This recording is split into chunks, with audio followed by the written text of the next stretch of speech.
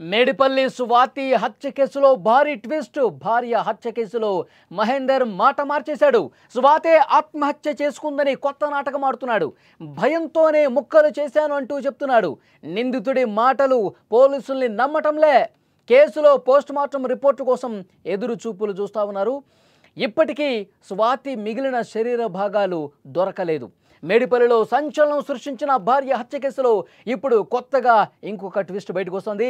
భార్యను హత్య చేసి ముక్కలు ముక్కలుగా చేసి మూసీ నదిలో విసిరేసిన దుర్మార్గుడు మహేందర్ రెడ్డి తాజాగా పోలీసుల కస్టడీలో చెప్తున్న మాటలు ఆశ్చర్యపోయేలా ఉన్నాయి. తాను హత్య చేయలేదు, నేను చంపలేదు, ఆమె ఆత్మహత్య చేసుకుందని చెప్తూ ఇప్పుడు మాట మార్చిన పరిస్థితుంది. అందరినీ గందరగోళంలోకి పడేస్తున్నాడు. ఇష్టం వచ్చినట్టుగా మాటలు మార్చుతూ మహేందర్ రెడ్డి పోలీసులకు ఇదే విధంగా పొంతన లేకుండా సమాధానాలు చెప్తా ఉన్నాడు. తాను హత్య చేయలేదని, గొడవ పడిన తర్వాత ఆమె ఆత్మహత్య చేసుకుందని చెప్తున్నాడు. మృతదేహాన్ని ఇక ఏం చేయాలో తెలియక భయంతో చేతులు కాళ్ళు తలను కోసి మూసీ నదిలో పడేశాను అని చెప్పాడు. తొలి విచారణలో తానే గొంతు నులిమి చంపినట్లు అంగీకరించాడు. కస్టడీలో మాత్రం మాట మార్చేశాడు. మాట మార్చడంతో పోలీసులు మల్లగుల్లాలు పడుతున్నటువంటి పరిస్థితి ఉంది. అంటే నేను చంపలేదు అంటే స్వాతి ఎలాగూ చనిపోయింది కాబట్టి ఏం చేశాడన్నది ఎవరికీ తెలియదు కాబట్టి ఈ విధంగా మాట మార్చినా ఇదే నిజమనుకుంటారు అని చెప్పి భావించి యూటర్న్ తీసేసుకున్నాడు. నేను చంపలేదు, మా మధ్య గొడవ జరిగింది, నేను బయటికి వెళ్ళిపోయాను, ఆమె సూసైడ్ చేసుకుంది, ఇక ఆమె చనిపోయిన విషయం నాకు వచ్చిన తర్వాత తెలిసింది కాబట్టి ఈ విషయం బయటకు తెలిస్తుంది ఏమైపోతుందో ఒక భయంతో ఒక ఆందోళనతో ఆ విధంగా కట్ చేసి నేను మూసీలో పడేశాను, మిస్సింగ్ కేసు పెడదాం అనుకున్నాను, ఇదే ఆలోచన చేశాను కానీ ముందు నేను చంపలేదు, ఆమె సూసైడ్ చేసుకుందంటూ ఇప్పుడు కస్టడీలో ఉన్న పోలీసులకి ఈ విధంగా మాట మార్చి చెప్పడంతో పోలీసులు షాక్ అయిపోతున్నారు. ఈ కేసు నుంచి కొంత తప్పించుకునే ప్రయత్నం చేస్తున్నాడు మహేందర్ కాబట్టి ఈ విధంగా మాట మార్చాడు దుర్మార్గుడు అని పోలీసులు ప్రస్తుతం భావిస్తూ ఉన్నారు. వికారాబాద్ జిల్లా కామారెడ్డిగూడకు చెందిన మహేందర్ రెడ్డి స్వాతి గతేడాది ప్రేమ పెళ్లి చేసుకున్నారు.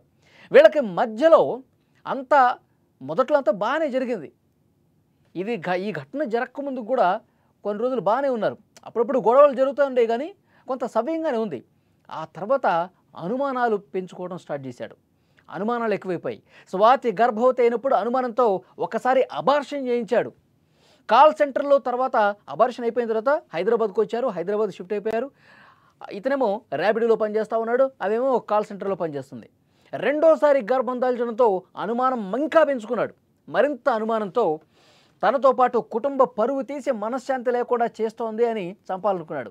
ఆమె ఏం చెప్పింది మొదట, నేను పుట్టింటికి వెళ్తాను, పుట్టింటికి వెళ్ళి అక్కడ నేను టెస్టులు చేయించుకుంటాను, ఒకసారి అబార్షన్ చేయించావు, దయచేసి ఇప్పుడు కూడా అలా చేయకొని కాళ్ళు పట్టుకుంటాను, నేను ఒకసారి పుట్టింటికి వెళ్తాను, నేను అక్కడ టెస్టులు కూడా చేయించుకొస్తాను, వినాయక చవితి పండుగ వస్తుంది కాబట్టి మా ఫ్యామిలీ మెంబర్స్తో కూడా నేను 2-3 రోజులు గడిపేసి వస్తాను అని చెప్పి రిక్వెస్ట్ చేసింది. దానికి వినలా మహేందర్ రెడ్డి.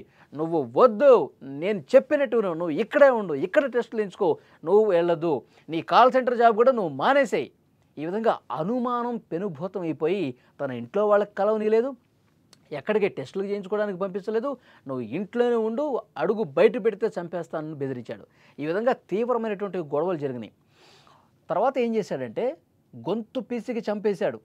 మనకి అప్పుడు పోలీసులు ఇచ్చినటువంటి ఇన్ఫర్మేషన్ ఆధారంగా మేము చెప్తా ఉన్నాం. అదే సమయంలో గొంతు పిసికి ఊపిరాడకుండా చేసి చంపేసి ఆ తర్వాత బయటికి వెళ్ళి 130 రూపాయలకి ఒక హ్యాక్సా బ్లేడు కూడా కొని భార్య గొంతు మీద కోసి తల కట్ చేసినటువంటి పరిస్థితి.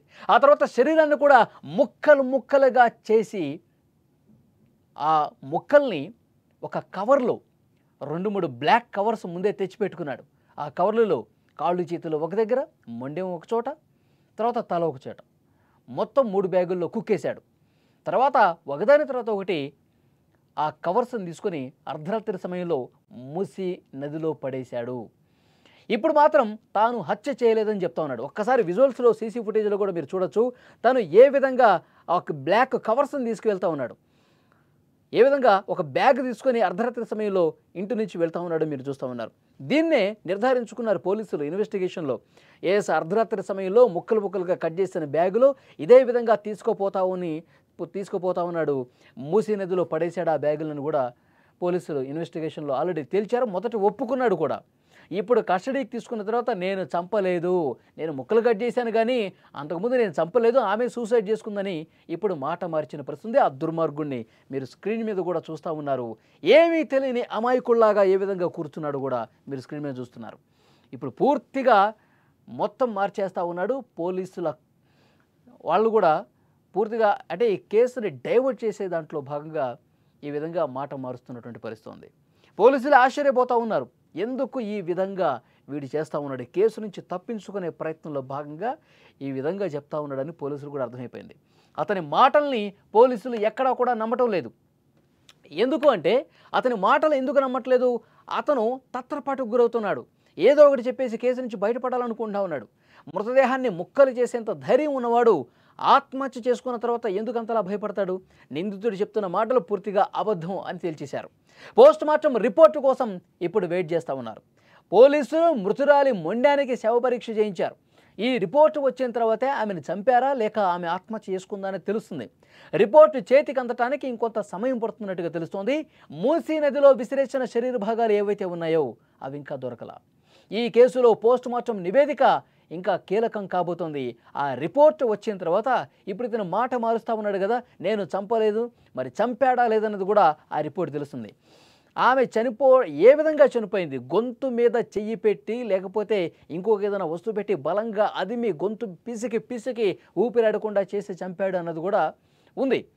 ఆ నిజంగా అదే విధంగా చంపాడా లేదా ఇంకే రకమైన చంపాడా, ఇవన్నీ కూడా పోస్ట్ మార్టంలో వస్తాయి. కాబట్టి ఇంకొక వారం రోజుల్లో పోస్ట్ మార్టం రిపోర్ట్ కూడా వస్తుంది. ఆ రిపోర్ట్ వచ్చిన తర్వాత దాన్ని పరిశీలించిన తర్వాత పోలీసులు యాక్షన్ తీసుకునే అవకాశం కనిపిస్తుంది. ఇప్పుడు మాత్రం మాట మారుస్తూ ఉన్నాడు, నేను చంపలేదు, ఆమె సూసైడ్ చేసుకుందని. సో డెఫినెట్గా రిపోర్ట్లో బయటపడుతుంది. ఇంకా పోలీసులు తమదైన స్టైల్లో విచారిస్తే ఇంకొన్ని భయంకరమైనటువంటి వాస్తవాలు కూడా బయటకు వచ్చే అవకాశం ఉంది. పోలీసులు తమ స్టైల్లో ఇంకా క్వశ్చన్ చేయనట్టుగా కనిపిస్తోంది. అందుకే అబద్ధాలు చెప్తా ఉన్నాడు, మాట మారుస్తూ ఉన్నాడు. గట్టిగా వాళ్ళు స్టైల్లో విచారిస్తే కనుక మొత్తం నిజాలు కక్కేస్తాడు. ఈలోపు పోస్ట్ మార్టం రిపోర్ట్ కూడా వస్తుంది. దాన్ని బట్టి న్యాయస్థానాలు తీర్పిచ్చే అవకాశం ఉంది. కానీ మహేందర్ ఎంత దుర్మార్గానికి తెగపడ్డాడు. భార్య గర్భంతో ఉన్నటువంటి భార్యని అంత దారుణంగా ముక్కలు ముక్కలుగా నరికేసి మూసీ నదిలో పడేశాడు. ఆ శరీర భాగాలు ఇంకా దొరకలా. మొన్నటి వరకు భారీ వర్షాలు వరదల కారణంగా మూసి ఉధృతంగా ప్రవహించిన కారణంగా అతను ఆ కవర్స్లో పెద్ద పెద్ద బండరాళ్ళు కూడా ఆ కవర్లో వేసి మూసిలో పడేశాడండి. ఎందుకంటే మొత్తం మునిగిపోతుంది, పైకి తేలకుండా ఉండాలంటే ఒక బరువు అందులో ఉండాలని చెప్పి పెద్ద పెద్ద రాళ్ళు వేసి ఆ బ్లాక్ కవర్ని గట్టిగా కట్టేసి మూసిలో పడేశాడు. ఆ వరదకి ఎంత దూరం కొట్టుకుపోయాయో తెలియదు కానీ వరద పూర్తిగా పట్టిన తర్వాత ఆ వాటర్ పూర్తిగా తగ్గిన తర్వాత అవి ఎట్టి పరిస్థితుల్లో దొరుకుతాయి. ఆ బ్లాక్ కవర్స్లో ఉన్నటువంటి శరీర భాగాల్ని మేము పట్టుకొని తీరుతామని పోలీసులు చెప్తా ఉన్నారు. కానీ ఇంతవరకు దొరకని పరిస్థితి, ఇంకా ఆ గాలింపు కొనసాగుతుంది. మరోవైపు వారం రోజుల్లో పోస్ట్ మార్టం రిపోర్ట్ వస్తుంది. ఇతను నిజం చెప్తున్నాడా అబద్ధం చెప్తున్నాడది కూడా తెలుస్తుంది. ఇలాంటి దుర్మార్గమైనటువంటి మనస్తత్వం కలిగిన వాళ్ళని, ఇలాంటి సైకో మనస్తత్వం కలిగిన వాళ్ళని, ఈ విధంగా భార్యని చంపేసే నాటకాలు ప్లే చేసే వాళ్ళని ఏం చేయాలి? అనుమానం పెంచుకొని భార్యని చాలా కిరాతకంగా చంపినటువంటి ఈ సైకో వెధవని, దుర్మార్గుణ్ణి ఏం చేస్తే కరెక్ట్, ఏం చేస్తే వీడికి సరైన శిక్ష వేసినట్టు మీరేమనుకుంటున్నారో కామెంట్ రూపంలో తెలియజేయండి.